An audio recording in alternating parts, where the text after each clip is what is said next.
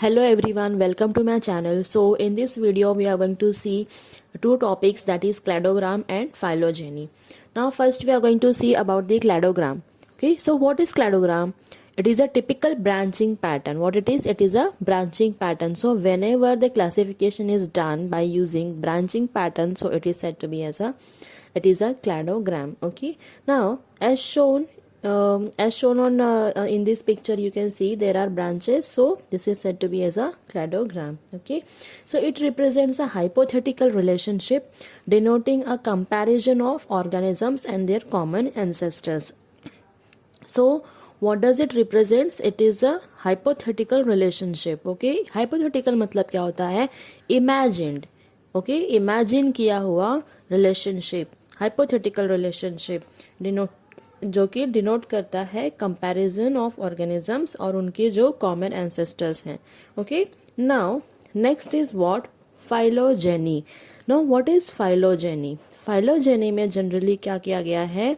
It is evolutionary relationship of organism. क्या है ये? एवोल्यूशनरी रिलेशनशिप देखा गया है कि वो इवॉल्व कैसे हुआ है, कहाँ से इवॉल्व होके आया है. These things are observed in this classification. Now, it is an important tool in classification as it takes into account not merely the morphological status but also the relationship of one group of organisms with other groups of life. Yes, no doubt. So इसमें क्या है कि morphological status को देखा गया. Morphological मतलब क्या? कि जो भी चीज़ें हम लोग ऑब्जर्व कर सकते हैं अपने आईज से, डायरेक्टली जो चीज़ें देख पा रहे हैं कि वो कैसा दिख रहा है, फिजिकली कैसा दिख रहा है. ओके, उसका हाइट क्या है, रूट्स कैसे हैं. If I take the example of plant, तो उसमें प्लांट का हाइट क्या है, रूट कैसा है, लीव्स कैसा है, फ्लावर्स कैसे हैं, what is the colour of flower. Okay, so these types, और उनका हैबिट कैसा है.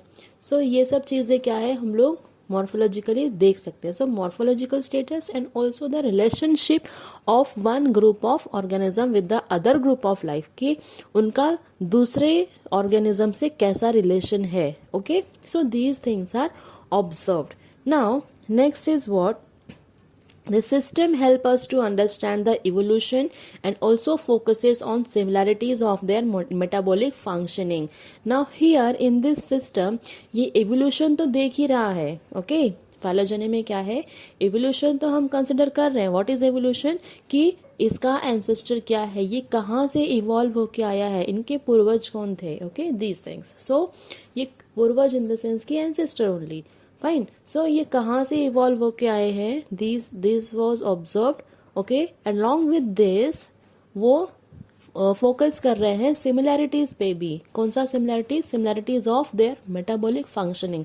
अब ये मेटाबॉलिक फंक्शनिंग क्या होता है? Metabolic means what? Chemical reaction. Metabolic is something related to chemical reaction. कैसे केमिकल रिएक्शंस? जो भी चीजें वो particular, suppose if I take the example of animal, तो अगर वो एनिमल जो भी ले रहा है, इनटेक कर रहा है, वो कैसे ब्रेक डाउन हो रहा है, वो जो भी चीजें खा रहा है कैसे ब्रेक डाउन हो रहा है, कैसे मेटाबॉलिक फंक्शनिंग हो रही है उनमें, कैसे केमिकल रिएक्शंस हो रहे हैं.